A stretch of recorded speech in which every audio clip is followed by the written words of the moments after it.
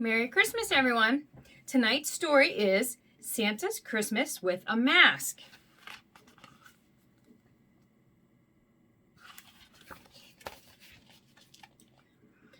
Little Millie and Mila were so excited that they posted their letters to Santa in July. But little did they know that the letters were lost in the postbox for such a long time. Would they reach Santa in time for Christmas Day?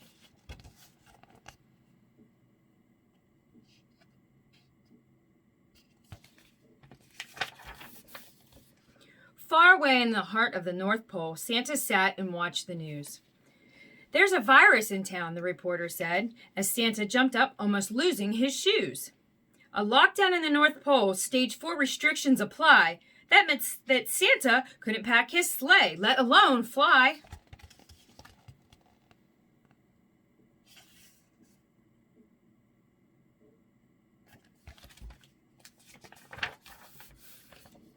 No one could leave their homes but for medicine and groceries. This news had Santa feeling so nervous, he was weak at the knees. How would he get his gifts all packed and ready for Christmas? He even had to shut down the toy factory. Oh, what a fuss. Santa waited patiently for his factory's reopening time. He would have to employ extra elves to meet the Christmas deadline.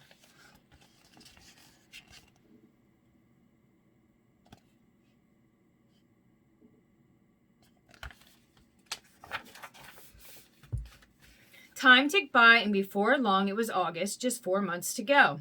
Yet lockdown continued as Santa looked out at the snow. "Oh dear," he cried, "whatever are we going to do to be ready in time for Christmas? So many presents are due." Santa and his elves had to start working soon. The letters were piling up. Christmas was doomed.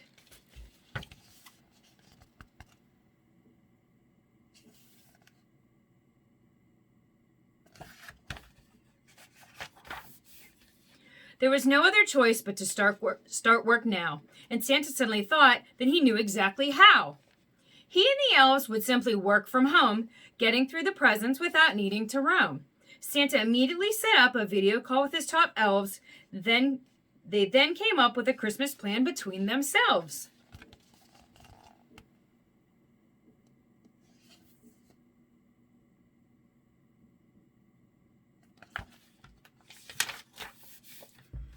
They started making toys at home, but what about all the candy?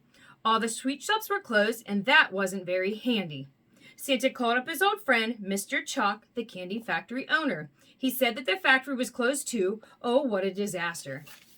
Fortunately, the candy makers were working from home too. They took Santa's order and said, "We'll deliver it all to you."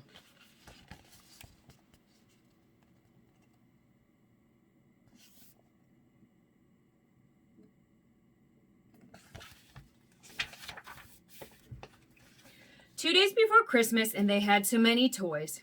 Candies, chocolates, books, and activities for all the good girls and boys.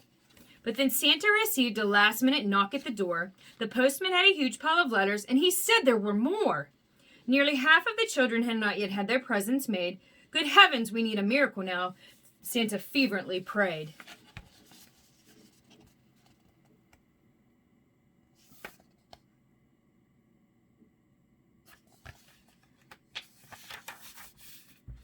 After a video meeting with the chief of elves, a plan was hatched. They ordered thousands of gifts online, next day dispatched.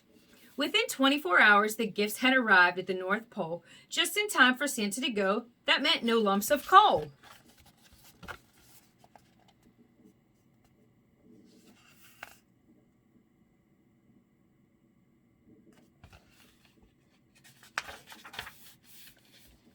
Then disaster struck. All international flights were banned. Does this mean that reindeer delivery can no longer stand? Santa called up the president and asked for special permission. "All the kids are waiting for us to deliver their presents on our Xmas mission." The president said, "You can fly your sleigh, but only if you wear a mask." "Ho, ho, of course, Mr. President," Santa said. "You need only ask."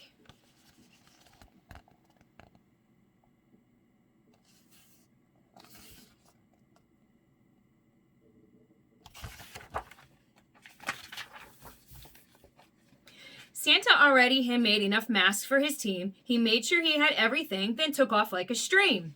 The next morning, Millie and Milo woke up with a feeling of glee to find that their presents were placed safely under the tree. Merry Christmas!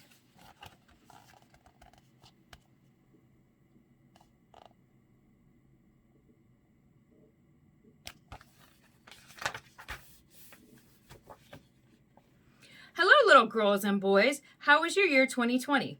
Did you learn new things and have online classes? Did you wear masks or stay home? Oh, Merry Christmas was the end. Okay.